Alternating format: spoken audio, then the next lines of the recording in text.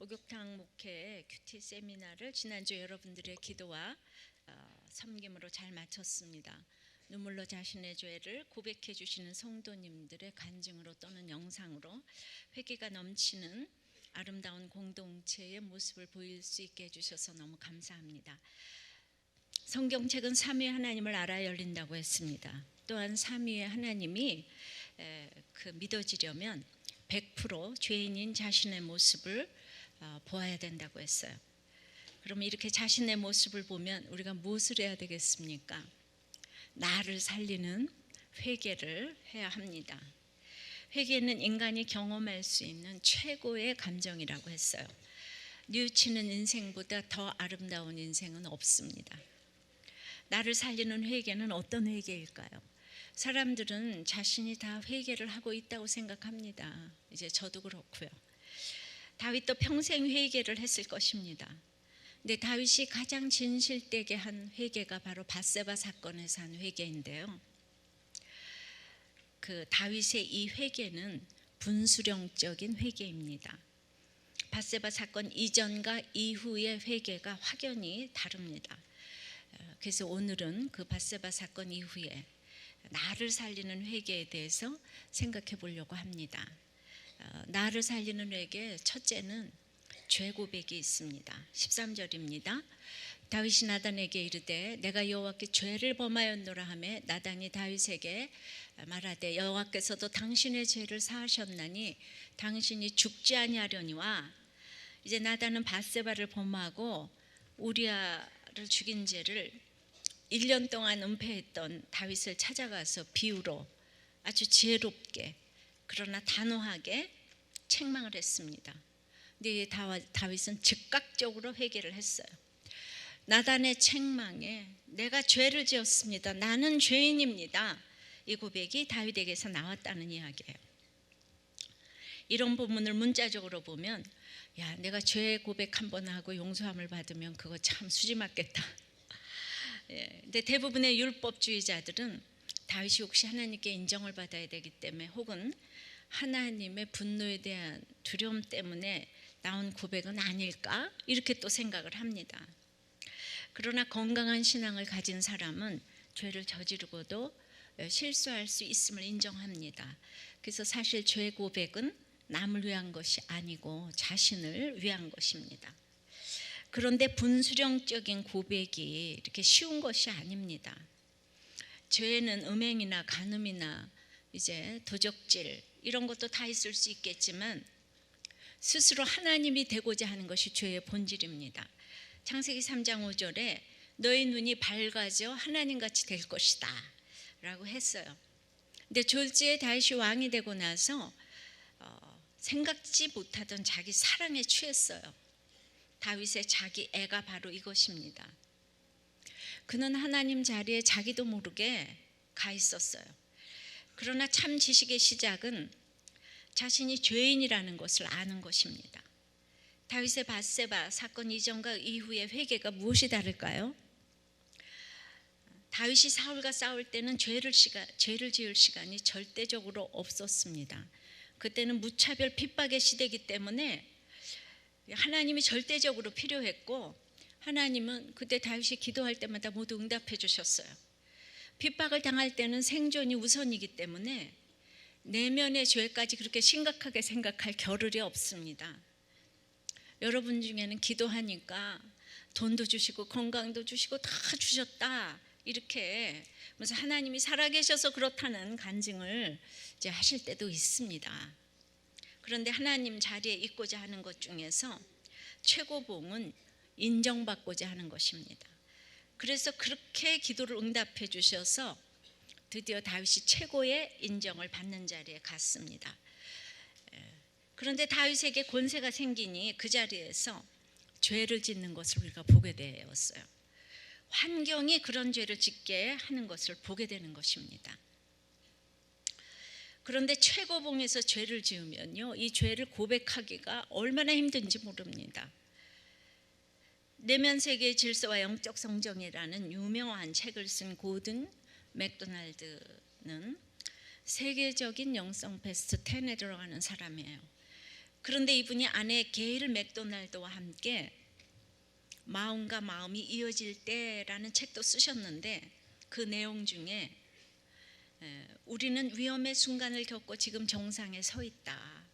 하나님의 은혜로 죽는 순간까지 우리를 떼어놓을 수 있는 것은 아무것도 없다라는 내용으로 부부가 같이 이 책을 썼는데, 이렇게 책을 쓰고 난 후에 여자 문제가 터졌습니다. 다윗처럼 정점에서 이 문제가 터졌습니다. 결국 고든은 모든 직분을 내려놓고 운동했습니다. 그리고 징벌의 기간을 보내고 무너진 세계를 재건하라는 책을 썼습니다. 그 책에서 고든은 나는 세계가 무너져버린 사람을 가장 지독하게 비난하는 사람이 바로 자기 자신임을 알게 되었다고 했어요. 그래서 왜 자신을 비난하느냐? 너는 네가 스스로 날마다 죄인이라고 했고 또 그것이 증명되었는데 왜 그러느냐? 라는 내면의 소리에도 불구하고 가까운 사람들이 다 자신을 외면해야 하고 떠나버릴 것 같아서 그 용서받은 자의 삶을 살기가 너무 어려웠다고 그렇게 고백을 했습니다. 그러나 회개 안에서 산다는 것은 늘 내가 잘못된 방향으로 갈 준비가 되어 있다는 것을 인식하는 것입니다. 회개란 자기 주제를 알고 자기 자리를 찾아야 하는 것을 인식하는 것이에요. 이것은 항상 죄 지은 일만 찾아 헤매어 우리를 좌절시키는 병적 근성 같은 것이 아니라 우리 내면은 항상 창조주에 대한 반역과 불순종으로 흐려지기 쉽다는 것을 솔직히 인정하는 것입니다. 누구만 회개하고 나는 회개 안 해도 되는 그런 거 없습니다. 우리는 누구나 다 평생 회개를 해야 합니다. 고든 부부는 그들의 말대로 하나님의 은혜로 이 위기를 극복했습니다. 결혼을 한 어떤 부부가 2달도 안 되어서 지금 이제 이혼한다고 도와달라고 했어요.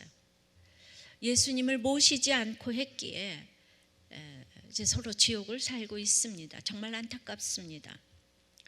신결혼이 얼마나 중요한지는 아무리 강조해도 지나치지 않습니다. 제 책 결혼 매뉴얼 프로포즈가 이제 나왔는데 어떻게 하면 배우자를 찾고 신결혼을 하고 지킬 수 있는가가 지킬 수 있는가를 너무나 모르기 때문에 너무나 결혼을 쉽게 하고 또 이혼도 쉽게 하기에 이 결혼에 대한 모든 것을 책으로 냈습니다. 결혼을 지키는 것도 항상 내 죄를 보는 것이 가장 비결입니다.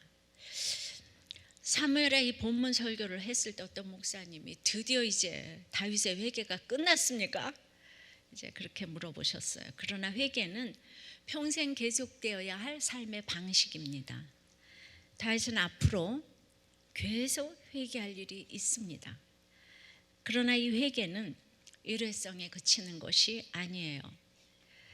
다윗이 밧세바 사건 이후 이어진 회개는 자신의 내면을 직면하는 이제 분수령적인 회개가 되었다는 것입니다.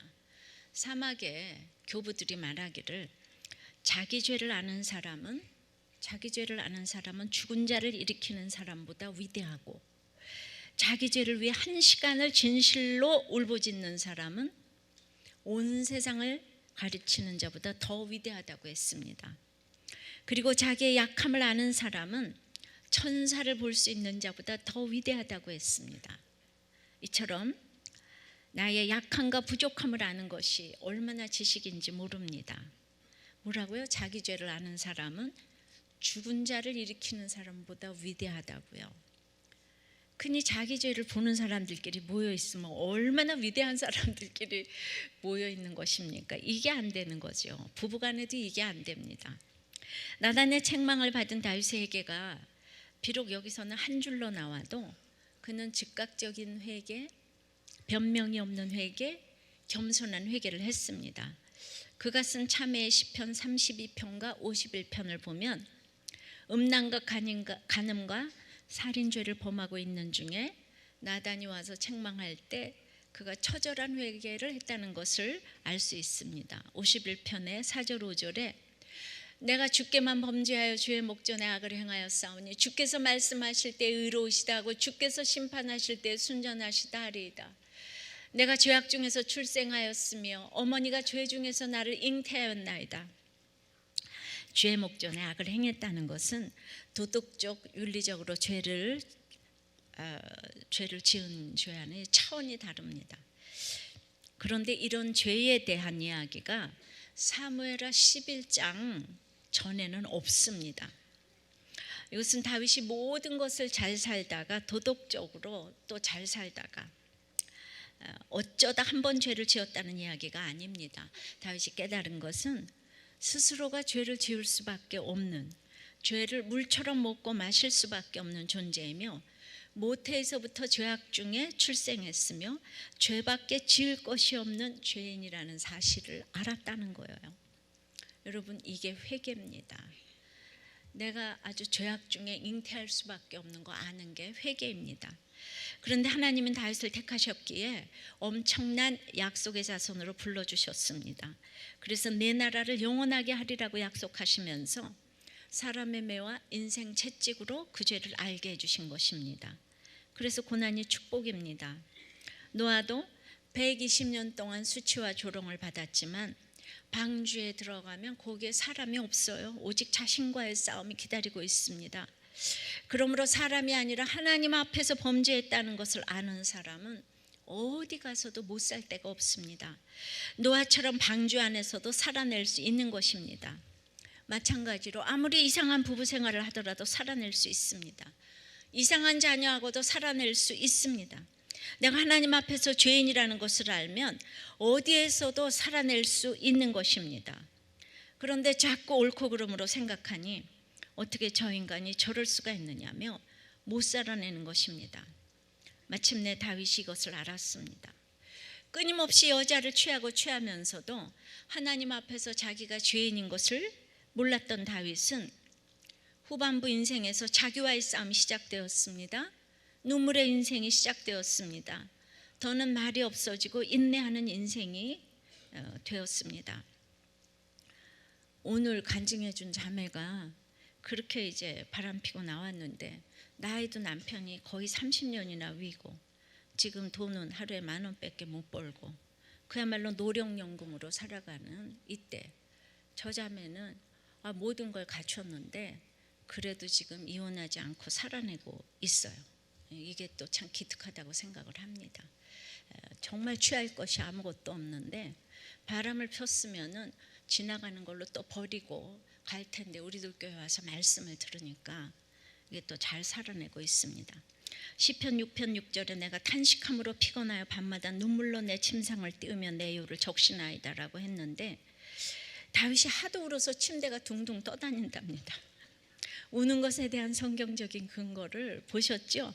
계시록 5장 4절도 사도 요한이 두루마리를 펴거나 보거나 할 합당한 자가 보이지 않아서 내가 크게 울었더니라 했는데 그러니까 죄 때문에 울고 성경 보고 깨닫는 자가 없어서 울었다고 계속 이렇게 우는 얘기가 성경적으로 나옵니다. 저보고 자꾸 운다 그러지 마세요. 전 성경적으로 울어요. 예.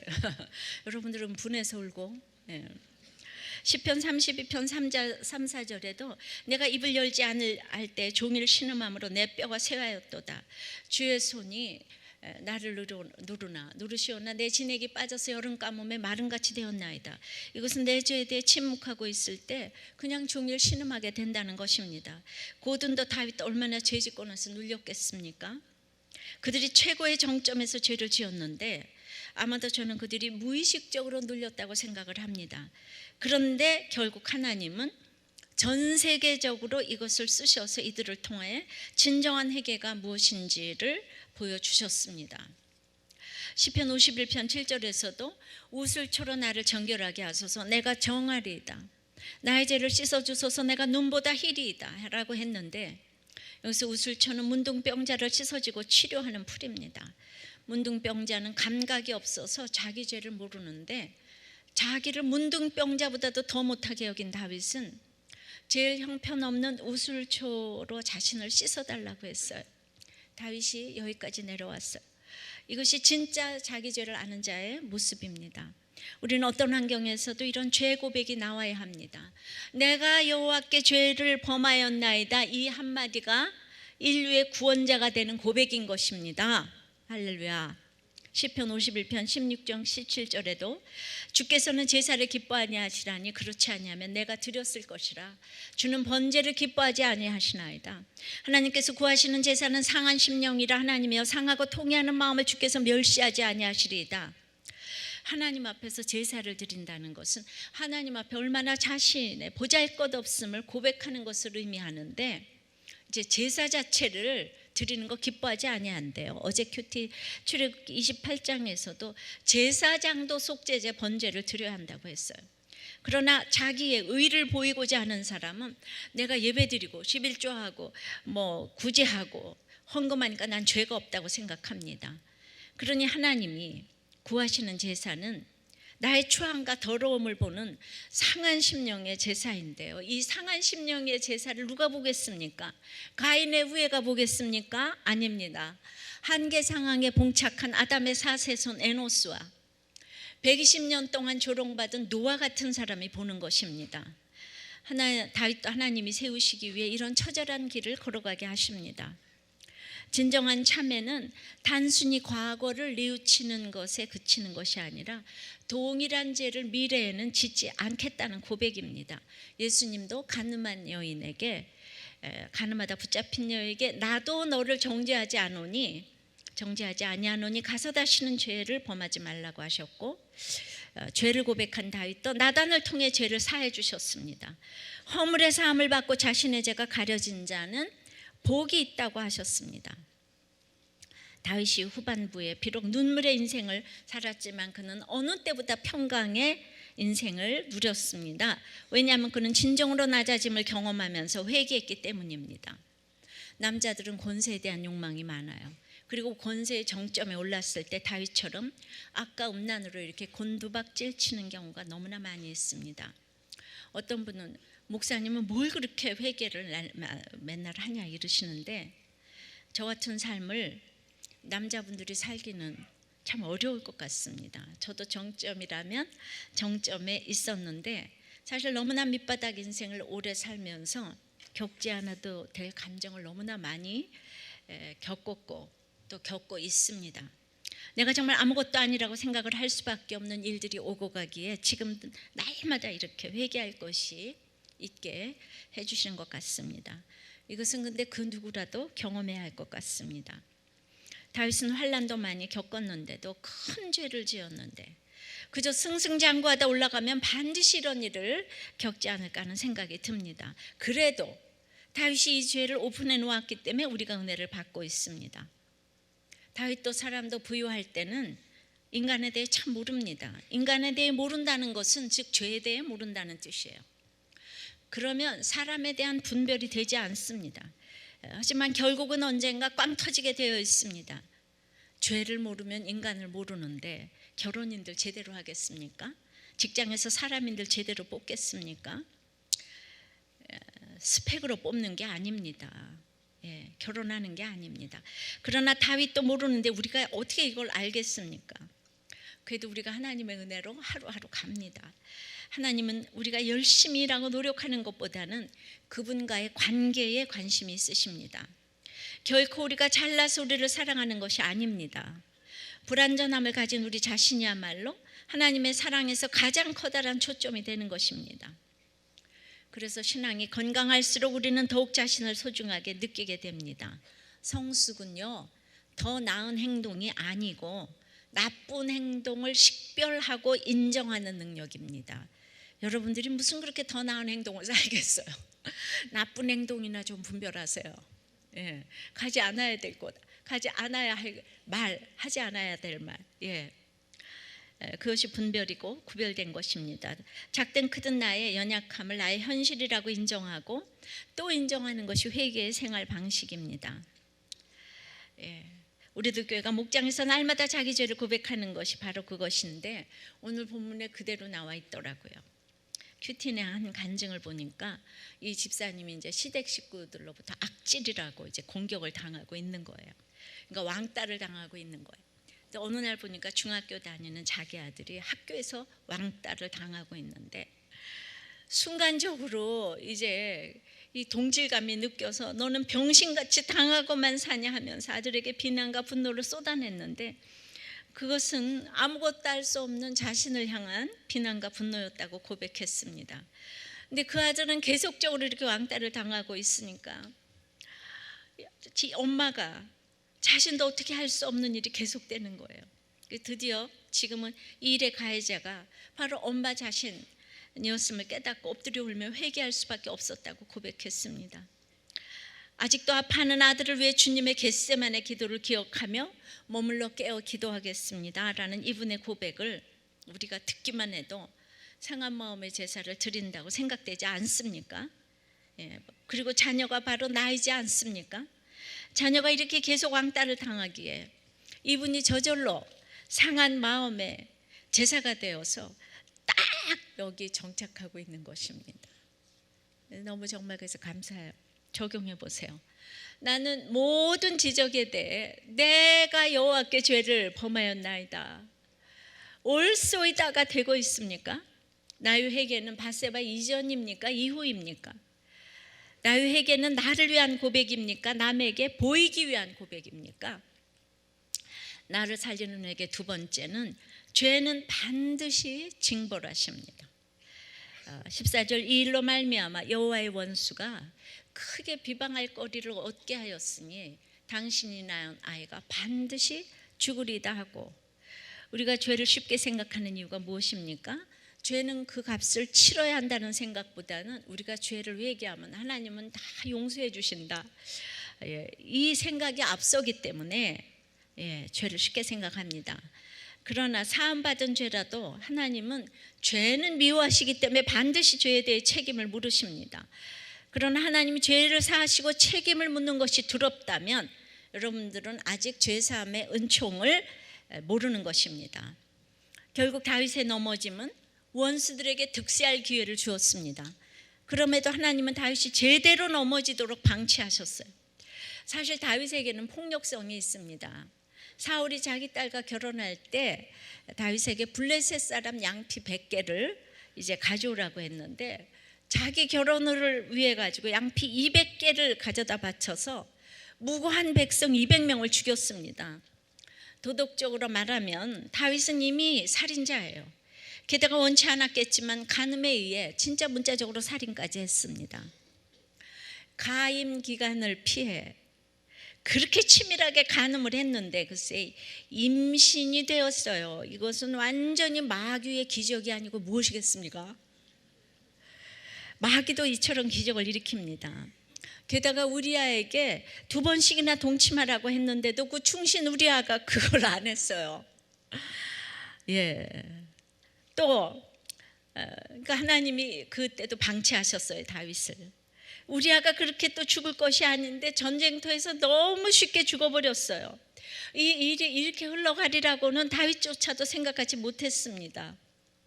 그저 권세를 가지고 저절로 흘러갔어요. 어쨌든 원수가 크게 비방할 거리를 주었지만 그걸 하나님이 두고 보셨어요. 그래서 다윗은 하는 일마다 꼬였어요. 이때 여러분 하는 일마다 꼬입니까? 하나님이 지금 방치하시고 계시네요. 여러분들이 뭘 회개해야 될까요? 회개를 하셔야지. 사람을 미워하시면 안 돼요. 하나님이 방치하시고 계시는 거예요. 여러분들 회개하라고 방치하시고 계십니다.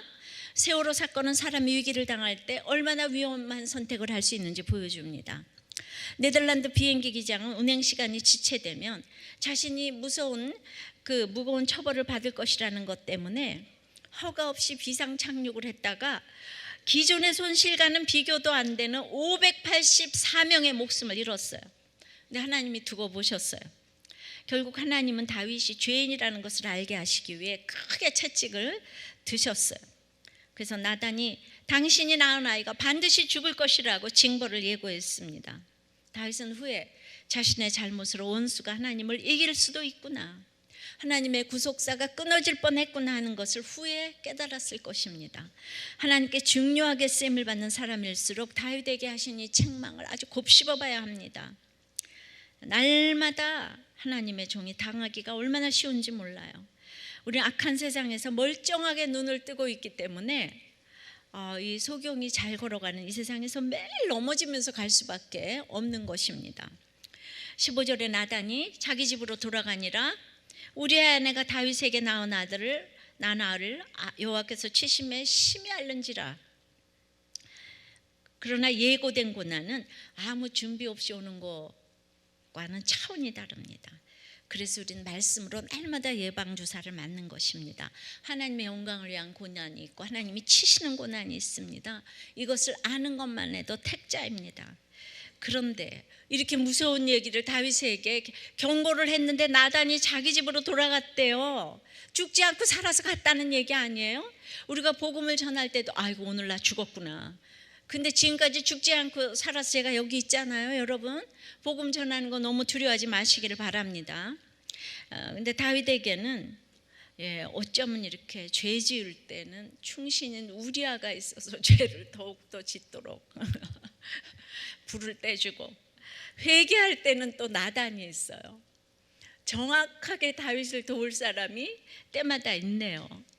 어떻게 이렇게 때마다 믿음의 동력자가 있을 수 있는지 하나님은 방치하면서 또 지체를 붙여주신 줄 믿습니다. 적용해 보세요.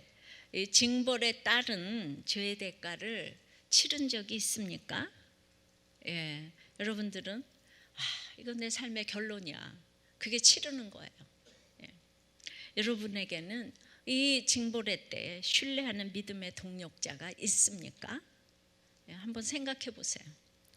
결혼 생활 힘들어도요, 다 이렇게 동역자가 없어서 다 이혼하는 거예요. 지체가 없어서 이혼하는 거예요. 근데 하나님을 두기를 싫어하기 때문에 아무리 이렇게 목장에 인도를 하려고 해도 싫다고 그래요. 남편만 돌아오고 아내만 돌아오래요. 그러니까 안 돌아와요. 매력이 없잖아요. 왔다가도 돌아가는 거예요. 홀로 서기를 해야 되는데 그냥 공동체도 싫고 그냥 남편만 돌아오고 아내만 돌아오래요. 여러분 도와줄 수 있는 지체가 없기 때문에 결혼 생활이 그렇게 깨지는 것입니다. 나를 살리는 회개 세 번째는 징벌을 순종합니다. 죄를 징벌하신다면 그 징벌을 순종해야 되죠. 그래서 오늘 그 세 가지로 다윗이 무엇에 순종하는지를 알아보겠어요. 첫째로 징벌을 순종하는데 현실을 수용합니다. 16절, 17절. 오늘 본문이 많지만 그래도 읽어야 돼요. 이게 회개의 이제 이렇게 단계이기 때문에. 다윗이 그 아이를 위하여 하나님께 간구하되 다윗이 금식하고 안에 들어가서 밤새도록 땅에 엎드렸으니 그 집의 늙은 자들이 그 곁에 서서 다윗을 땅에서 일으키려 하되 왕이 듣지 아니하고 그들과 더불어 먹지도 아니하니라. 형벌이니까 아이를 가만히 내버려 둔다는 것은 형벌에 대한 태도가 아닙니다. 다윗은 아이를 위하여 마지막까지 금식하고 기도했어요. 자기가 하나님 앞에 엎드려 기도할 자격조차 없다는 것을 깨달았지만은 그래도 밤새 엎드려 기도했습니다. 신실한 신하들이 아니 뭐가 그렇게 회개할 것이 있으십니까? 말렸지만은 지도자는 누구의 말을 듣는 것이 아니라 하나님 앞에서 이제 모든 것이 죄이기 때문에 먹지도 않고 이렇게 기도하는 것입니다. 결국 하나님의 말씀대로 아이는 심히 아프게 됩니다.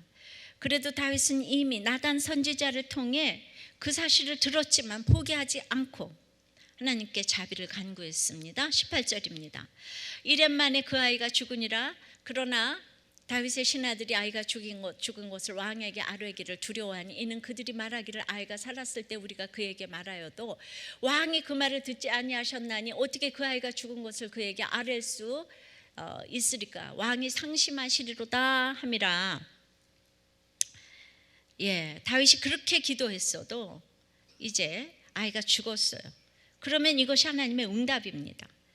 그런데 옆에 사람들이 다윗이 그렇게 살려달라고 기도하고 부르짖었는데 아이가 죽은 상황에서 무슨 말을 해야 될지 모른다고 합니다. 그들은 저 왕이 상심해서 어쩌나 라고만 생각합니다. 19절입니다. 다윗이 그의 신하들이 서로 수군거리는 것을 보고 아이가 죽은 줄을 다윗이 깨닫고 그의 신하들에게 묻되 아이가 죽었느냐 하니 대답하되 죽었나이다 하는지라. 신하들이 다 수군거렸습니다. 그렇게 기도했는데 아이가 죽었대. 아이고 참 안 됐어. 그럽니다. 저도 남편이 갔을 때 제가 30대 과부였으니까 사람들이 아이고 징벌 받아서 저렇게 되었나 보다, 참 안 됐다, 그러지 않았겠습니까? 실제로 어떤 나이 많이 드신 분이 수군거리다가 용기 있게 제게 오셔가지고 아이고 무슨 죄를 지셨노? 그러고 저한테 물으신 적이 있어요. 그런데 제가 그런 이야기를 듣고도 지금까지 이렇게 살아 있습니다. 예, 징벌에 순종하는 것 두 번째는 하나님을 신뢰합니다. 하나님에 대한 신뢰가 있으면요, 그 현실을 수용하게 됩니다. 20절입니다.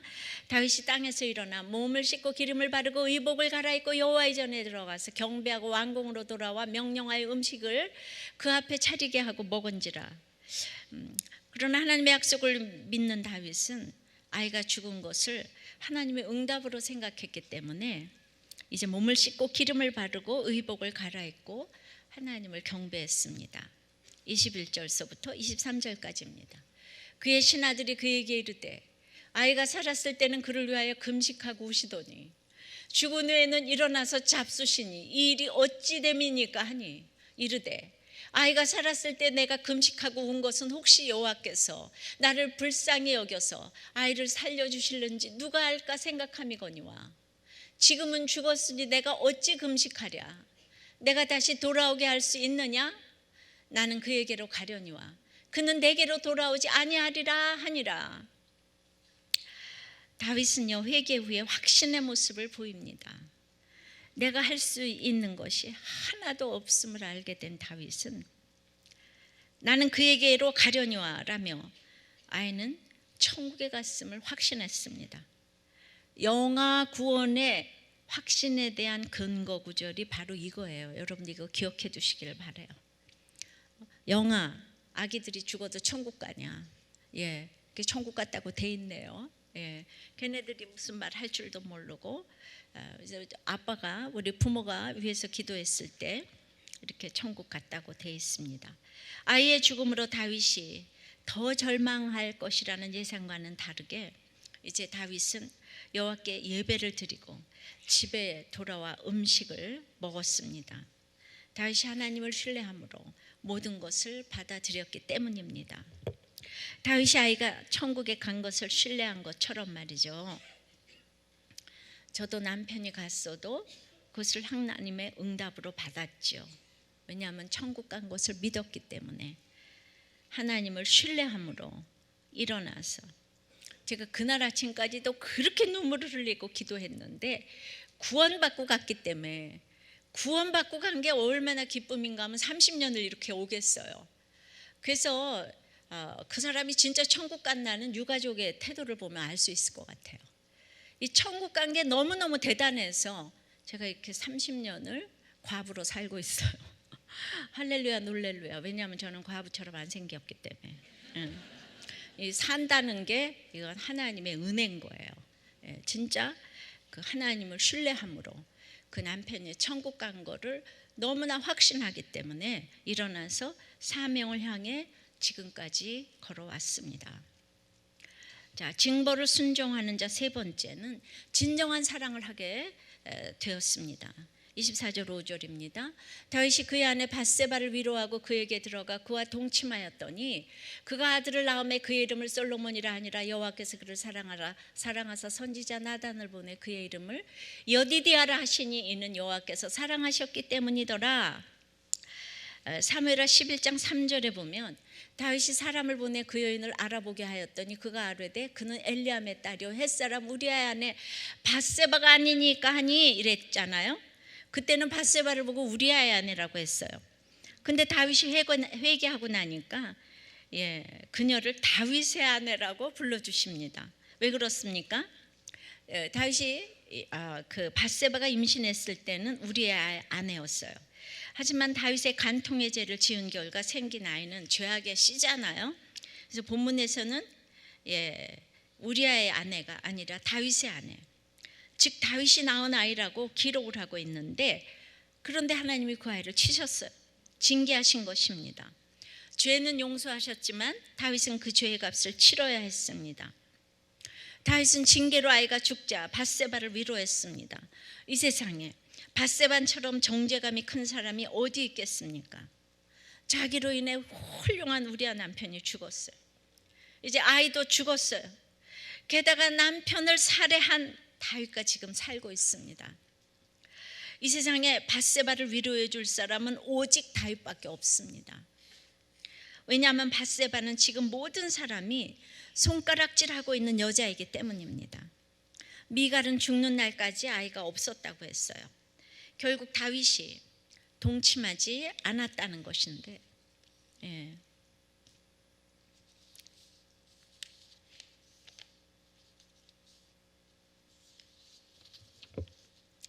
이렇게 죄를 범한 밧세바를 다윗은 위로하고 동침했다는 표현이 나옵니다. 결국 진정한 회개를 한 다윗이 진정한 사랑을 하게 된 것으로 보입니다. 다윗이 사랑한 여자들 중에는 미갈과 아비가일과 밧세바가 있는데요. 이 세 사람의 사랑은 다 스토리가 있습니다. 그런데 이런 스토리의 주인공이 밧세바 이후에는 나오지 않는 것으로 봐서 다윗은 밧세바에게 정착한 것으로 보입니다. 비록 밧세바는 자기 이름은 아니지만 마태복음 1장의 우리아의 아내로 다윗과 같이 찬란하게 구속사의 명단에 들어갔습니다. 이것을 보면 밧세바가 다윗과 서로 같은 믿음으로 사랑을 했다고 보여집니다. 땅끝까지 내려간 두 남녀이기에 다윗이 밧세바를 책임진 것이고 밧세바도 구속사를 통렬히 깨달았을 것입니다. 다윗의 아내가 그리도 많은데 가장 비참한 환경 가운데 있었던 밧세바에게서 솔로몬이라는 영적 후사를 주신 것에는 이유가 있습니다.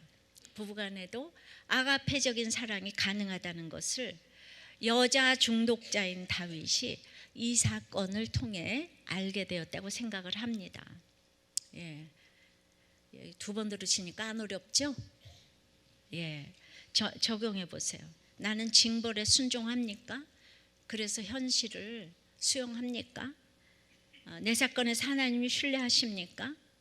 그래서 이렇게 정말 정죄받아야 될 그 누군가를 진정한 사랑을 하고 있다고 생각합니까?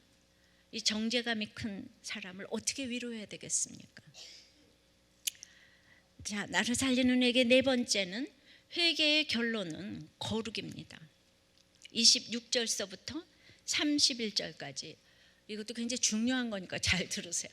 요압이 암몬 자손의 라빠를 쳐서 그 왕성을 점령하며 요압이 전령을 다윗에게 보내 이르되 내가 라빠 곧 물들의 성읍을 쳐서 점령하였으니 이제 왕은 그 백성의 남은 군사를 모아 그 성에 맞서 진치고 이 성읍을 쳐서 점령하소서.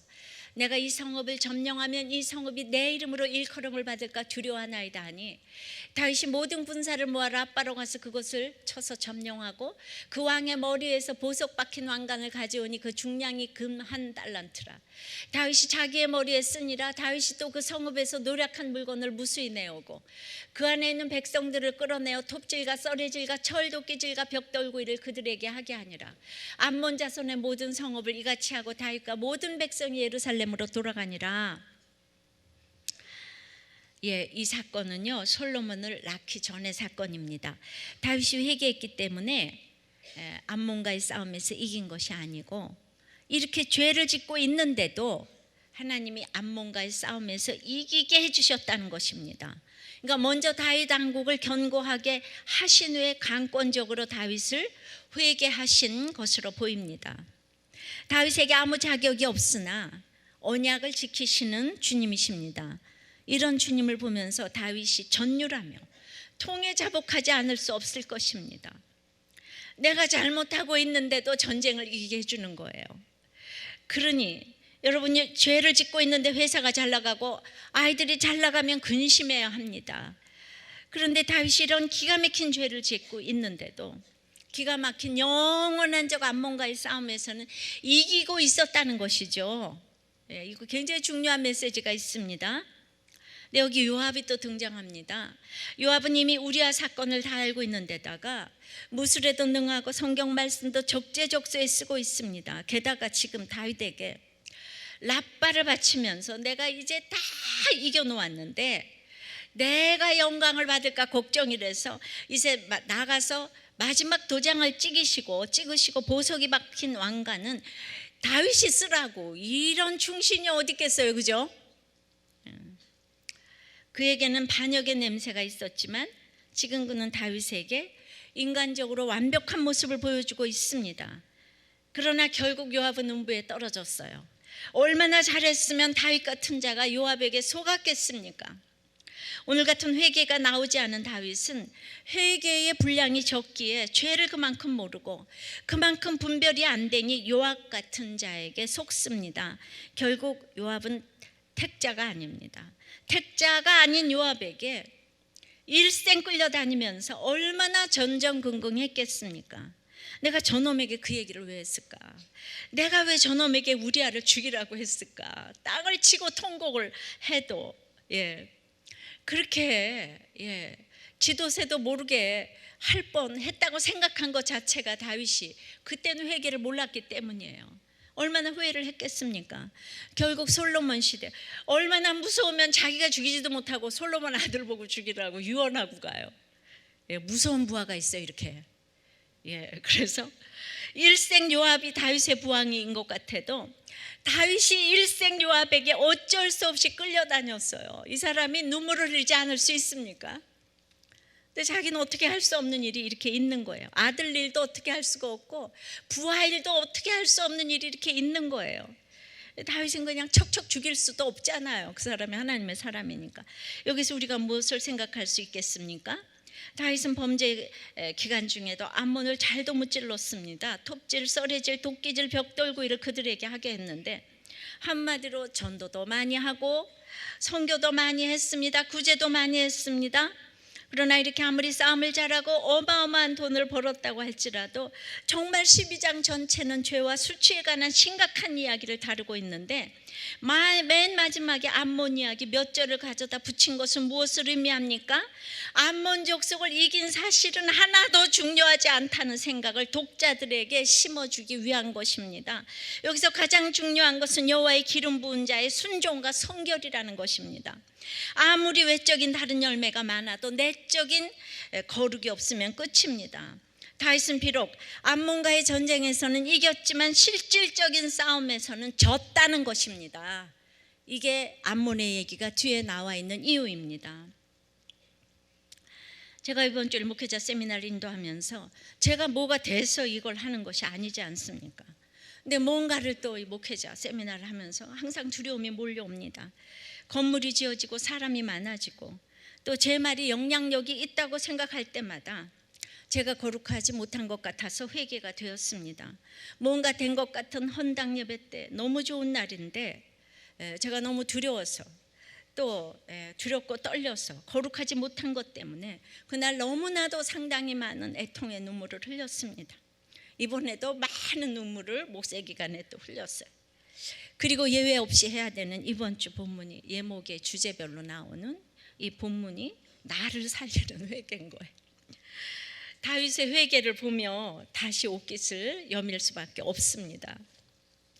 제가 할 것은 역시 회개밖에 없습니다. 어떻게 받아들여질지 늘 두렵고 떨리는 것입니다. 우리들 교회가 회개하고 가는 것은 정말 맞는데 그렇게 회개를 자꾸 전하는 것이 제가 너무나 미안하고 아이고 저 혼자만 회개하나? 우리들 교회만 회개하나? 이런 생각도 들 수 있을 것 같고 내가 과연 그렇게 또 회개를 하고 있나?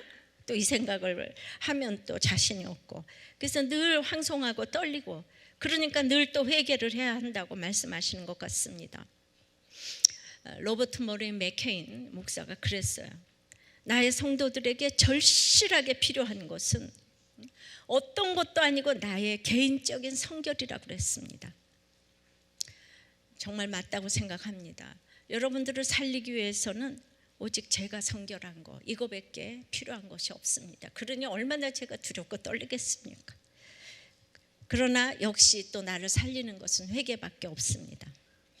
적용해 보세요. 여러분의 회개의 결론은 행복입니까? 거룩입니까?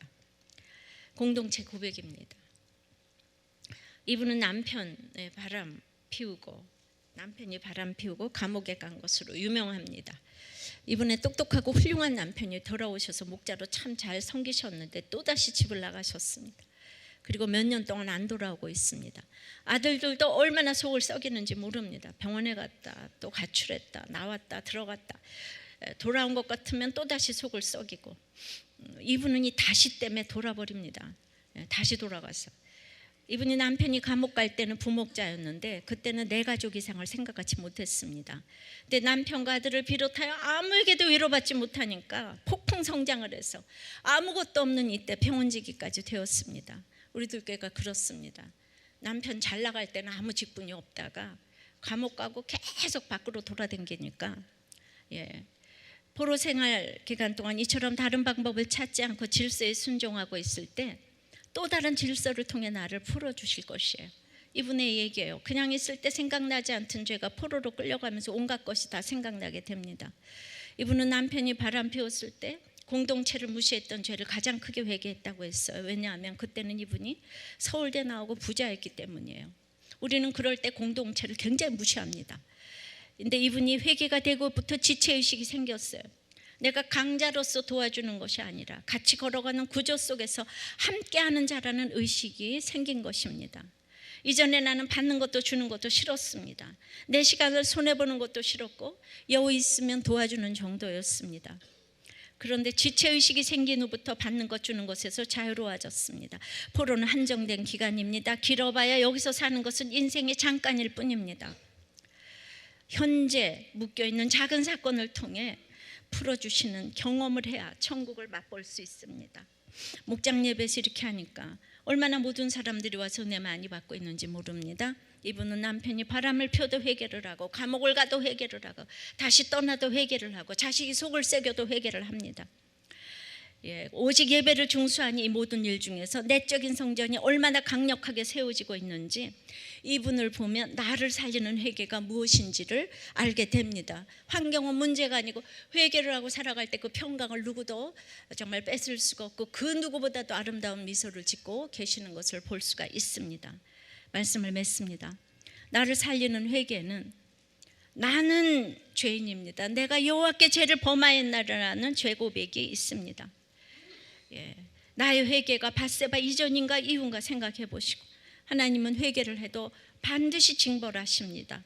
징벌에 순종하는 자를 사랑하십니다.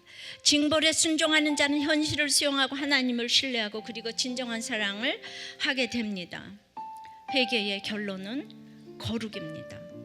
예수 믿고도 정죄감이 큰 사람이 있다면 여러분들 위로하시기를 바랍니다. 오늘 찬양하고 기도하겠습니다. 그 말씀 기억하며 함께 찬양하겠습니다. 전부여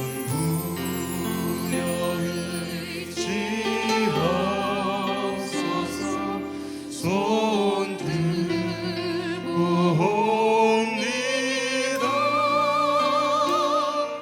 주 나를 외면하시며 나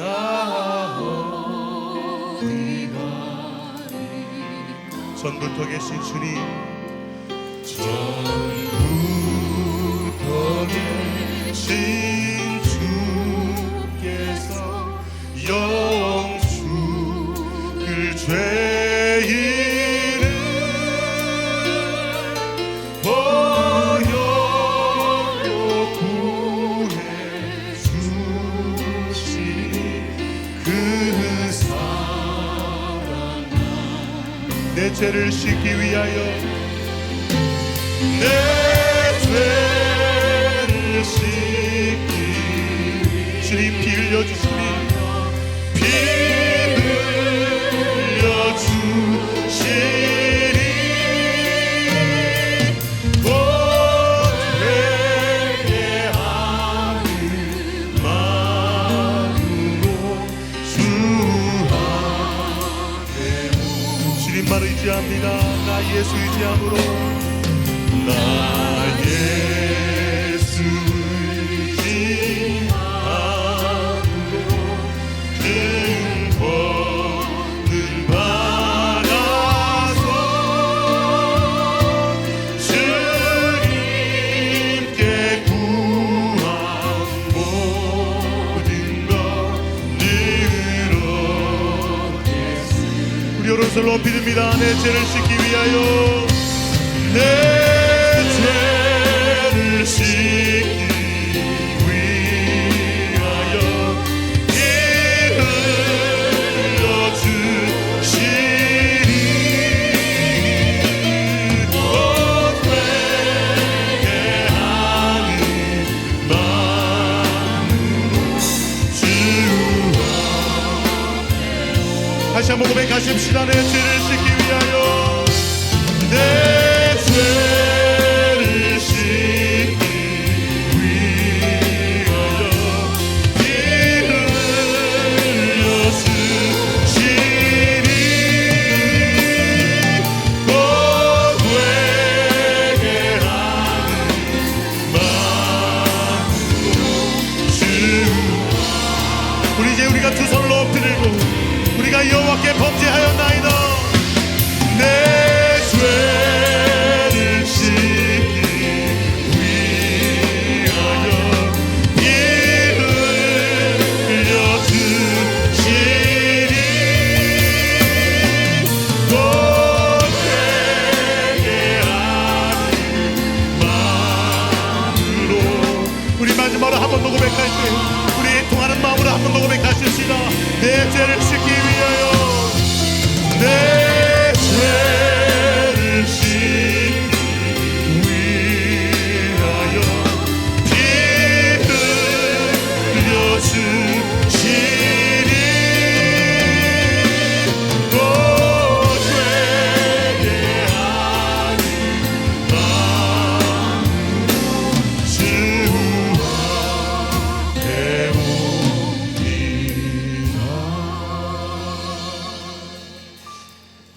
여러분의 회개의 결론은 행복입니까? 거룩입니까?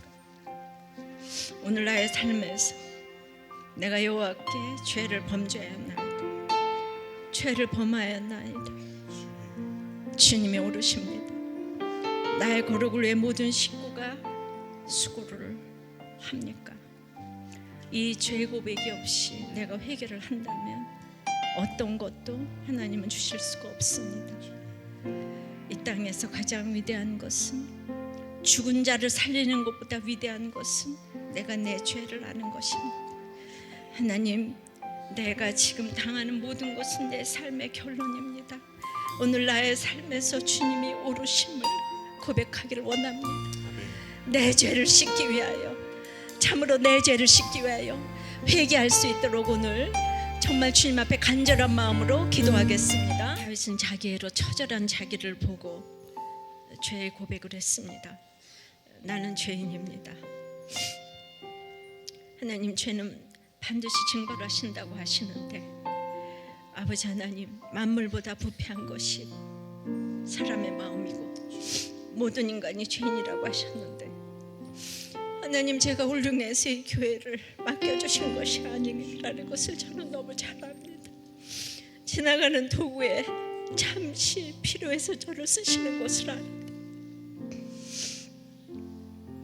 그러나 날마다 말씀을 통해 제가 이렇게 생각만 하면 죄에 대한 생각을 하고 입에서 나오는 말이 하나님이 원하시는 말이 아닐 때가 이렇게 있습니다. 제가 다윗처럼 저의 권세를 남용할까 두렵습니다. 다윗의 넘어짐을 방치하신 주님, 저의 넘어짐을 방치하지 마시고 저를 세워 주시옵소서. 우리 교회 성도들에게 가장 필요한 것은 어떤 것도 아닌 저의 거룩이고 성결입니다. 주님, 저를 세워 주시옵시고 그냥 다른 거 다 필요 없고 제가 서 있으면 여러분들은 살아날 것입니다. 죽음 가운데서도 살아날 것입니다. 주님, 저 죄 때문에 제가 슬피 울며 눈물 흘리고 아버지 하나님, 저의 약함을 알며 아버지 하나님, 정말 죽은 자를 일으키는 것보다 더 위대한 저의 죄를 알고 갈 수 있도록 거룩하고 구별된 인생을 살아갈 수 있도록 주의 은혜 내려 주시옵소서. 제가 성결한 것이 우리들 교회를 살리고 한국교회를 살리는 길인 줄을 믿사오니 아버지, 저를 불쌍히 여겨 주시옵시고 제가 어떻게 서 있을 수 있겠습니까? 잠시도 서 있을 수 없는 것을 고백하오니 주님 저를 세워주시옵시고 저를 불쌍히 여겨주시옵시고 그래서 우리들 교회를 불쌍히 여겨주시옵소서. 살려주시옵소서. 넘어짐을 방치하지 않게 도와주시옵소서. 그러므로 우리에게 일어나는 모든 일이 삶의 결론인 것을 알며 진정한 사랑을 알고 회개의 결론이 거룩인 것을 알며 거룩을 목적으로 놓고 갈 때 우리에게 행복이 따라올 줄을 믿습니다. 순서를 바꾸지 않게 도와주시옵시고 자기 죄를 보는 사람은 어떠한 부부도 살아내며 어떠한 자녀도 살아내며 어떠한 직장 생활에서도 살아낼 줄을 믿사오니 그렇게 우리가 자기 죄를 보고 갈 수 있도록 힘주시고 하나님이 찾아오셔서 말씀하여 주시옵시고 내 죄가 깨달아질 수 있도록 역사하여 주시옵소서. 예수님 이름으로 기도하옵나이다. 아멘.